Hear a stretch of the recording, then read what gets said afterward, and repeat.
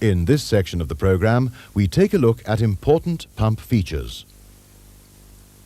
In order that a pump operates efficiently, the manufacturers have to ensure that the energy and power imparted to the fluid by the impeller is not lost due to internal leakage.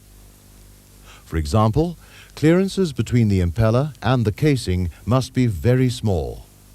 During operation, these clearances may become enlarged, especially when abrasive particles are present in the fluid being pumped.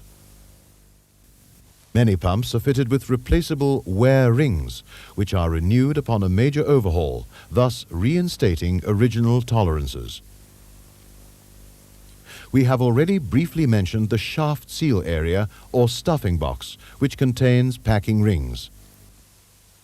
Packing rings are intended to contact the rotating shaft and prevent air from finding its way into the hydraulic section. A secondary function is to prevent fluid loss from the pump, although some fluid loss is in fact desirable, as we'll discuss shortly. On some pump designs, the packing rings contact a wear sleeve, which, like wear rings, are intended to be renewed periodically once wear has occurred. A wear sleeve thus provides protection to the shaft. To ensure full air exclusion and lubricate the packing rings, clean water is intentionally introduced between the packing rings.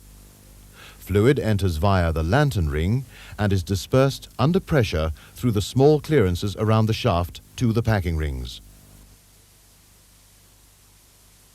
Ideally, a few drops a minute must leak past the packings. This is visible from the stuffing box. In some cases, considerable leakage flow is necessary, especially on applications such as boiler feed pumps. Leak rates can be controlled by tightening or loosening the gland follower by small amounts.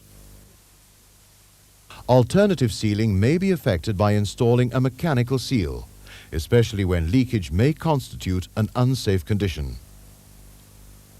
The subject of mechanical seals is fairly complex and requires instruction outside the scope of this program. From a maintenance point of view, most pumps require the periodic replacement of wear rings, wear sleeves, and packings to ensure continuous and efficient operation. After the break, we'll take a look at a few other types of centrifugal pumps.